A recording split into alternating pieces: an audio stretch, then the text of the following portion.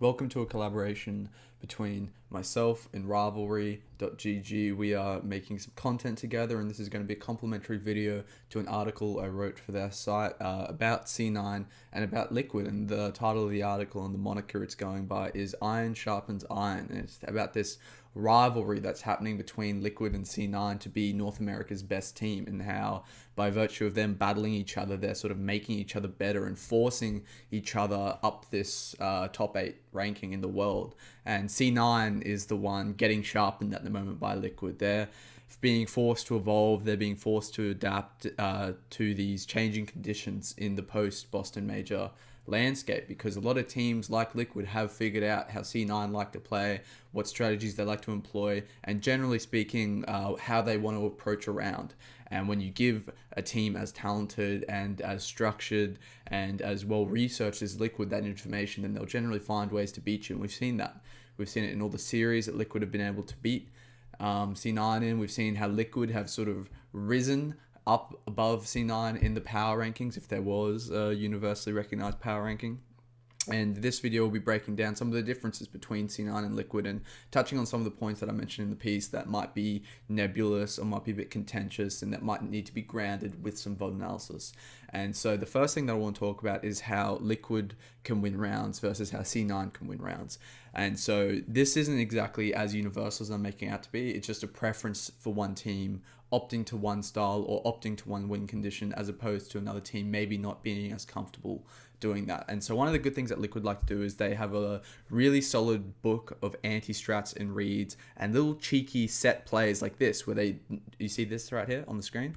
They double nade down banana because they know Skadoodle likes to push out of bottom of mid early. He likes to push out of T-stairs and look for a pick around top mid very quickly. And so they double nade, very simple play, pick Skadoodle, immediately earns them the main advantage. And so that's a good, just quick little bite-sized clip of how Liquid like to sort of earn advantages.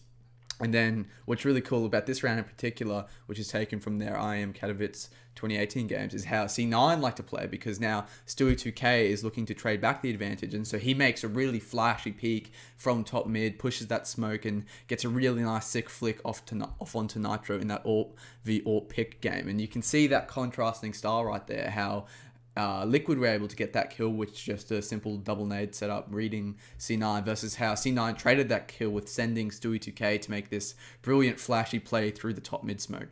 And so Lige right here is going to further sort of highlight the differences between the two of them, playing this really nice fundamentally sound game deep in banana. He's going to get traded up by Stewie2K, but only after delaying with some nice tight shoulder peaks. And this round's going to turn into a 3v3, which Liquid do win because of how well they're able to play and adjust to C9's mid-round game. Liquid play a passive 1-2 at arch side, and then as C9 expectantly hit A late with this creeping quad hit using rush and automatic from Balk and quad to make it, Steel is able to pick Stewie2K in transition, and the round is over, just like that. And so I thought that round was really good because it touched on a lot of the different points that I make in the piece about how these two different teams like to play, and how heavy-handed Zeus is in a lot of that, because even though that might have been a on-the-fly read from Nitro, more than likely that's probably something that they've discussed a lot with the coach and figured out over time after watching a lot of C9 VODs. And that is very much contrasted by what C9 are comfortable and good at, which is very fast, explosive map control, enabling individual stars and getting players in key fragging positions where they can exercise their incredible individual form to close rounds. And that's what we're going to see right here. They decide to, on their pistol, on their force, just rush top banana. Unfortunately for them, Liquid are looking to contest the banana control, so they nade it early. They get some really good damage off, as we can see right here. They manage to tag C9 very low, but Tarek is, relentless with his buddy Rush as the second entry, and they push top banana together, and Lige gets entried by Tarek, and now Naf is in this really, really tough spot on site where he's forced to contend with a bunch of rushing pistols, and he gets traded out as well. And then just all of a sudden, through this explosive hit, Rush and Tarek are able to bust open the 1-2 top banana hold, and C9 are given the site. Steel is able to trade out Rush, and it's a 3v3 post plant.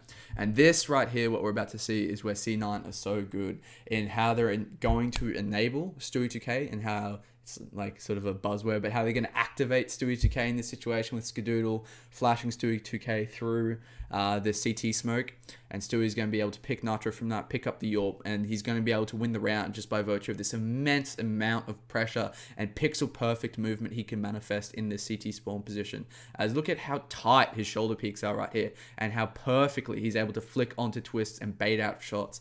Like such good movement and peeking right there. I'll play that back for you guys just so you can see it, because it's incredible how he's able to just make so much pressure happen in the round, and how he's able to close out rounds by virtue of those simple little plays that enable him to win those situations. And so that's like a good sort of contrasting round again, where we can see C9 strength in that more explosive, fast map control game.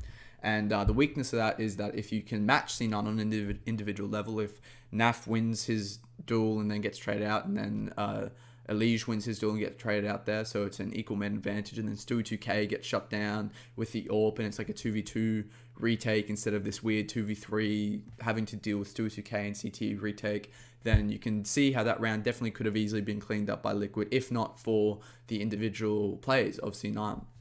And so the big thing is being able to match C9 on an individual level as you are going to deal with their explosive map control, which they're so adept at pulling out. And this is one of their more infamous overpass strats that they really pushed at the Boston Major, and is a big reason why they're able to win a lot of overpass games with like catching teams off guard with the pace, which is more what I would talk about in the piece. And essentially they rush 3 players into con while smoking up the bathroom choke points, and then pinch the initial area of bathrooms really quickly. And if you're running a forward setup like Liquid is, they misread C9 on this round, then they can get completely busted open, where Stewie 2K and Rush, they win their opening duel and trade out, and then Tarek's able to push party and catch Nitro out playing forward at that party area, and then all of a sudden it's just a 2v4 because of how C9 were able to explosively catch Liquid off guard in that situation.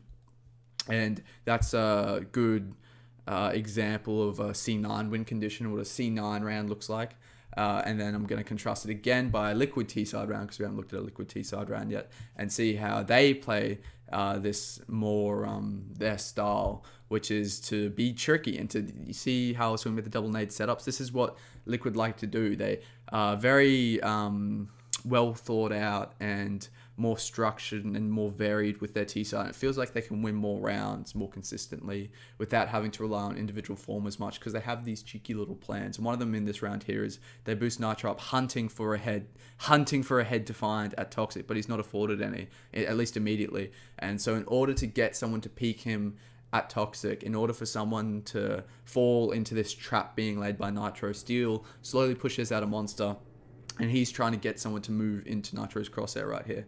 And so he's going to peek out, and even though Nitro isn't afforded the opening from it, Steel finds that is such a crucial kill for Steel to find, because he equalizes the man advantage still. Like, he actually earns Liquid an advantage by being able to trade out a kill there, because now C9 have, Liquid rather, have the information down a man, which means they have to spread the CTs across sites more, and also Liquid have this pressure of Nitro being boosted up. And he doesn't get the pick immediately, Nitro here, but Liquid is so patient with this idea, and they default around the idea. They have 2 players holding Con and Fountain for any pushes, and Liquid are adamant that this is going to work because they are confident in the strategy, they're confident in their plan, and so Nitro's still going to be hunting around for this pick without going on for an unnecessarily long amount of time. He eventually finds a pick onto Tarek, and then Automatic, whose AWP is key at short for C9, and so many of their overpass rounds, gets traded out as well.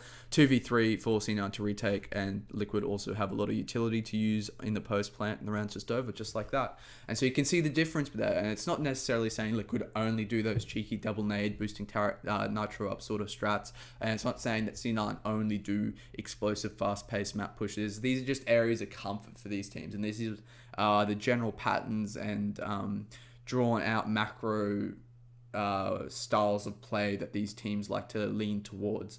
That's not saying that Liquid aren't a team that like to favor a lot of rushes. In this overpass game specifically, we see Liquid constantly and incessantly push Connector and Monster and really bully C9 CT side around a lot, and then as we saw in that Inferno game before, we saw C9 very, very often look to late execs and to slow transitions off the default. Like, these teams are really, really good teams because of how deep their styles are. That's not to say that they don't necessarily lean one way more than the other. And so hopefully this video contextualizes some of the points I make about the styles of both teams in the piece that I do for Rivalry.